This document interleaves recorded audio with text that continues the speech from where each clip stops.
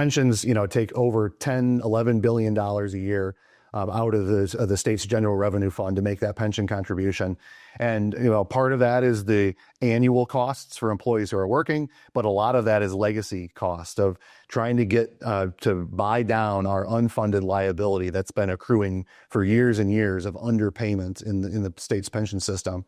Interestingly, the governor has a new proposal out for changing what the funding target is for the pension system, identifying a couple of additional revenue sources that could be dedicated towards more aggressively paying down the state's pension obligations, and then some technical changes in how the Social Security wage base is calculated and how we smooth out, some of our contributions over time. So there's a lot of technical aspects to pensions, but I think it's an important conversation to have to say we should be more aggressively paying down pensions because over the long term, that saves hundreds of billions of dollars for taxpayers.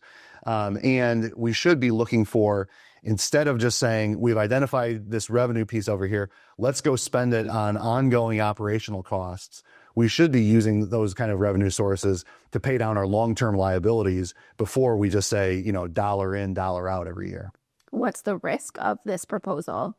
Well, there's a few things. I think there's an open question about how, so he wants to change the target from reaching 90% funded in 2045 to 100% funded in 2048. If you stretch out for those additional 3 years, you don't want that changed ramp to lower your contributions in the early years because that just means you're basically borrowing money from the future against those. But if you keep on the target that we're at, and you go beyond 2045, you get to 100%. That's a good thing. We should get up to 100%, pay down that liability.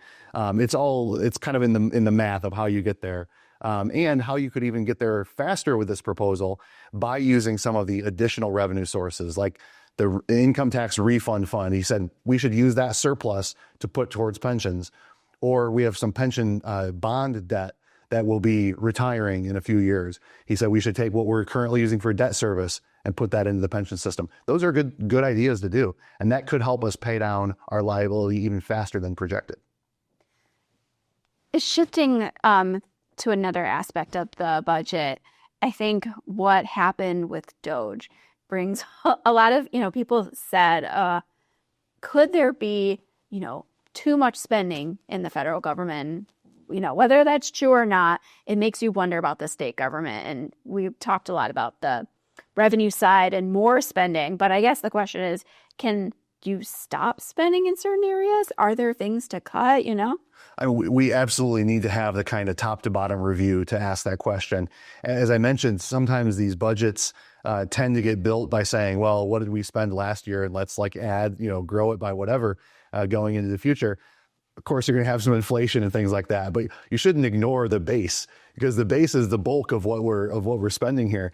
One of the disappointing things from the Pritzker administration so far has been the governor on a number of occasions has sent memos or given direction to his agency directors to go through their individual budgets and identify.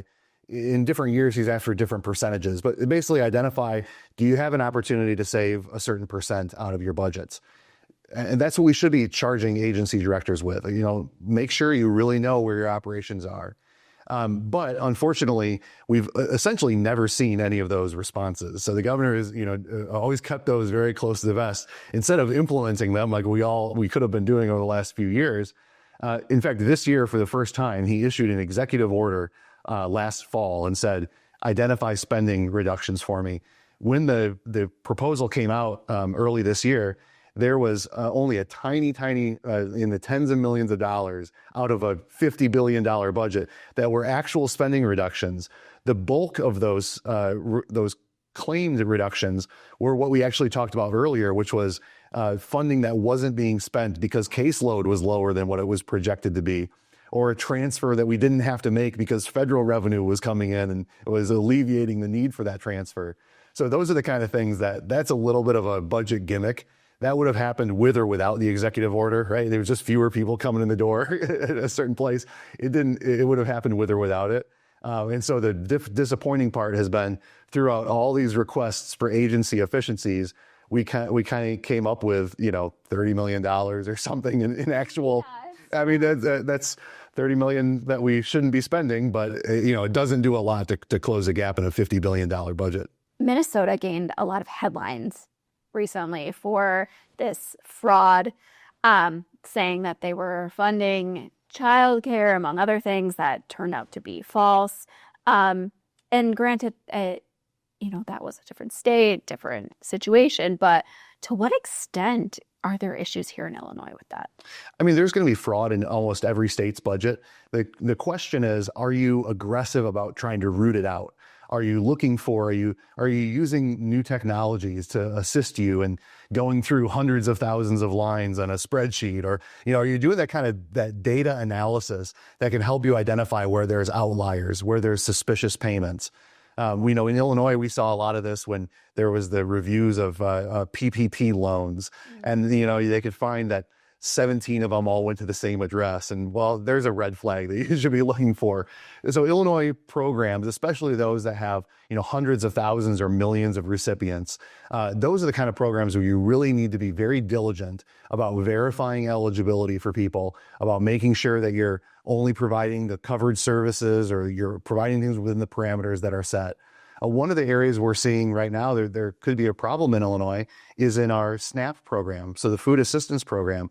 We have a higher error rate than a lot of other states do.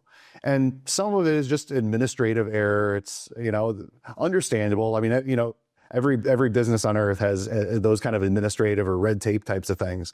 But if our error rate is notably higher than what other states are, we should ask ourselves why. We should try to get to the bottom of that.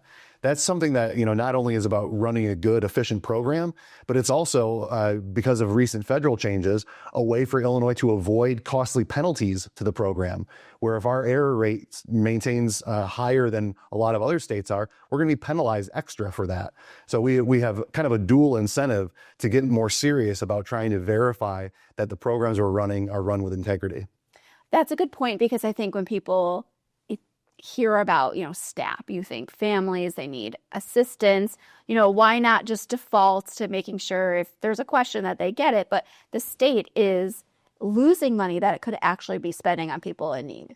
Absolutely. I mean, every dollar that you're, paying to a fraudulent purpose in these programs is a dollar that's coming away from somebody else. And so, the people who are really in need of these kind of programs, we need to provide that to them in a good, reliable program. We can't, let our compassion get in the way of somebody's going to come in and exploit those vulnerabilities. And as we've seen countless times, each time there's an audit on these things, they say, oh, this guy had it figured out, and, he's got some server farm and, overseas, and they're filling out applications for whatever. Those are the kind of things that people take advantage of. If there's free money, there's going to be somebody who steps up and obtains that, whether through fraud or not. So we've talked about so many aspects of the budget. Is there anything else that you really want to hit that you think would help people understand the decisions that the state is making? I just think the important part for people out there who are concerned about the growth in state spending, and certainly concerned about the tax burden that we have in place in Illinois. We've seen the reports about, and taxes, both at the local level and the state level, things where, we're paying some of the highest combined tax rates of anybody in America, some of the highest corporate tax rates, made it hard for job growth to continue. If you're concerned about those things, you need to call your legislators, whether they're Republicans or Democrats, because people who want to spend money on a new program, they have a real incentive to make those phone calls, to show up in Springfield, to advocate for the thing that they care about, for a new program or a new spending increase. Sometimes, people who are concerned on the tax side of it just sort of sit back and shake their head and feel like there's nothing they can do about it. I think it's important that people who are concerned about tax burden, they make their voice heard, just like people who are coming out there with all these new ideas for spending. It matters to contact your legislator. It matters that they know that they're not just doing all these things and sort of everybody's going about their lives as normal. These do have impacts, and lawmakers need to hear from constituents about what those are.